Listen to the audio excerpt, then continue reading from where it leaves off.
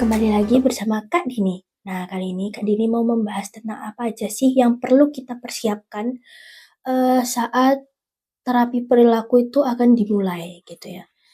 Dan apa aja sih yang dilakukan di terapi perilaku gitu. Oke, yang pertama kita harus memahami tujuannya apa gitu kan.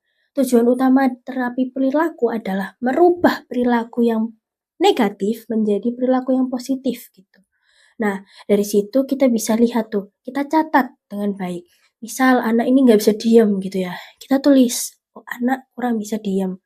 Kita berharapnya apa nih? Misalnya dia tuh belum bisa nih 1 menit aja diam. Nah itu kita bisa tulis, oke targetnya adalah dalam 1 menit, dalam ke depan, misal 1 bulan ke depan, 3 bulan ke depan, anak sudah bisa duduk diam selama 3 menit gitu misalnya. Tergantung targetnya. Misal kalau kita cuma mau dalam waktu 1 bulan nih, kita lihat 1 menit bisa nggak sih? Kita bisa lihat di situ, oh ternyata dalam 2 minggu aja dia sudah bisa nih berubah dalam 1 menit. Karena setiap anak itu akan berbeda gitu ya. Jadi kita juga harus lihat anaknya perkembangannya seperti apa. Kalau pesat, insya Allah juga bisa lebih cepat gitu kan. Kalau misalnya anaknya memang agak slow, agak lama gitu dalam merubah perilaku ya kita juga harus ikutin gitu ya. Jadi jangan terlalu memaksa kalau kata saya itu.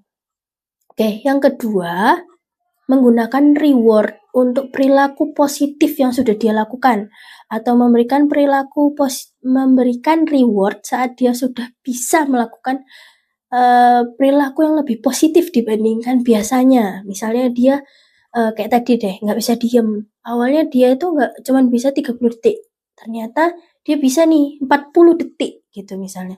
Kita kasih reward supaya dia tuh ngerti, oh ternyata aku kalau bisa diam lebih lama, meskipun itu sedikit, aku dapat reward, aku dapat pujian, aku dapat makanan kesukaan, aku bisa main game lebih lama, aku bisa dapat pelukan dari mama gitu. Reward itu sebenarnya macam-macam ya bentuknya gitu. Oke, yang ketiga, ini untuk kasus tertentu ya, bisa menggunakan desensitisasi gitu. Itu untuk orang-orang yang fobia terhadap sesuatu gitu. Jadi kita kasih secara perlahan-lahan stimulus-stimulus itu. Misal dia takut oleh laba-laba. Nah, dari situ kita bisa taruh tuh laba-labanya jauh-jauh dari dia gitu misalnya. Atau di tempat-tempat yang mungkin nggak sengaja dia lihat gitu. Jadi cuma gambar doang gitu. Atau ya gambar aja gitu tuh. Mungkin awal yang baik gitu untuk dia gitu. Mungkin pertama-tama bakal tantrum atau apa gitu. Gak apa-apa. Mungkin kita bisa taruh perlahan-lahan aja dulu gitu. Oke, yang keempat, melatih self control. Nah, ini kita harus melatih anak supaya dia memahami gitu. Oh, ini waktunya begini, ini waktunya begitu, gitu. Kita nggak boleh gini, kita nggak boleh gitu. Dan kita juga bisa memonitoring. Kita juga perlu untuk memonitoring dan memberitahu anak, nih loh, kamu sudah berkembang seperti ini. Kamu sudah bisa ini, kamu bisa ini, gitu. Kamu hebat, kamu pintar, gitu. Itu juga perlu kita kasih tahu anak. Mohon maaf ini saya agak batuk gitu ya. Dan kita juga dari situ bisa menuliskan apa aja sih yang perlu dirubah gitu dari anak. Mungkin kalau anak-anak yang masih bisa diajak komunikasi, kita juga bisa kasih tahu, nah kita kali ini mau belajar tentang ini ya, kita mau merubah supaya kamu itu bisa lebih rajin nih belajarnya gitu. Mau gimana? Kita bisa mengajak anak untuk apa itu namanya? Berdiskusi gitu ya, berdiskusi enaknya kayak gimana gitu. Lalu yang kelima yaitu terapi kognitif gitu ya. Itu untuk melatih pikiran-pikiran negatif supaya tidak menimbulkan perilaku yang negatif juga gitu. Misalnya dia merasa bahwa aku ini tidak disayang gitu ya. Itu nanti dari situ kita bisa terus dia menimbulkan perilaku-perilaku yang mungkin ya udah sih orang aku nggak disayang gitu, ya udah bebas dong aku mau ngapain aja gitu misalnya kayak gitu ya. Nah Dari situ kita bisa ajarkan anak, oh nggak gitu, mama itu sayang, papa itu sayang, keluarga kamu itu sayang gitu. Jadi kalau kamu berperilaku yang negatif, itu menyakiti perasaan orang tua kamu, bla bla bla gitu. Itu untuk anak yang memang bisa diajak untuk berbicara ya gitu. Oke, yang keenam yaitu konsisten dan sabar. Nah, ini tuh penting banget gitu kan. Karena perkembangan setiap anak itu berbeda gitu kan.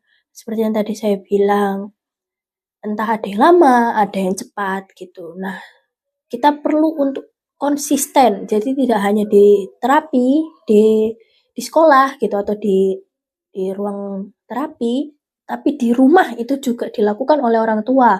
Karena rata-rata kan terapi itu paling 1 jam sampai 2 jam gitu kan. Sedangkan kalau di rumah itu kan sisanya gitu kan.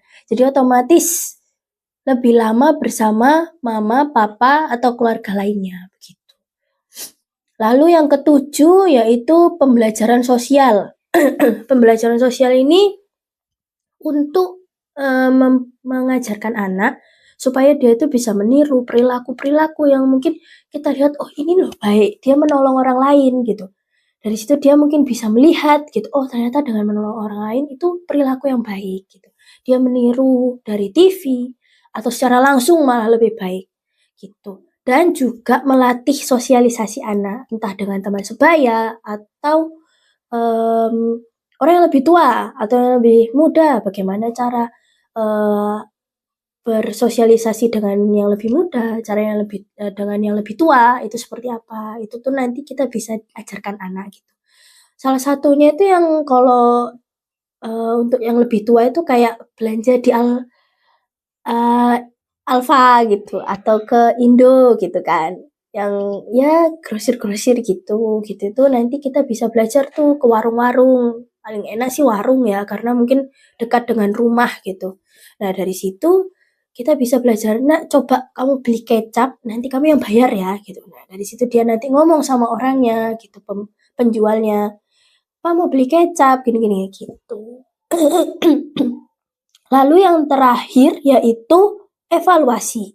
Nah, dari situ kita bisa lihat, oh ini sudah berkembang, oh yang ini masih perlu untuk dikembangkan lagi.